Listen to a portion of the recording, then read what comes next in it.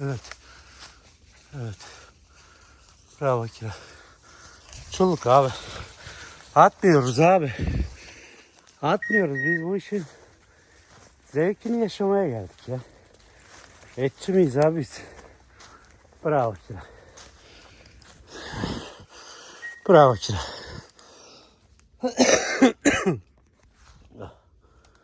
Oh, böylesi daha keyifli.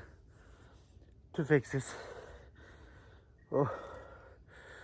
Rast gelsin bakalım.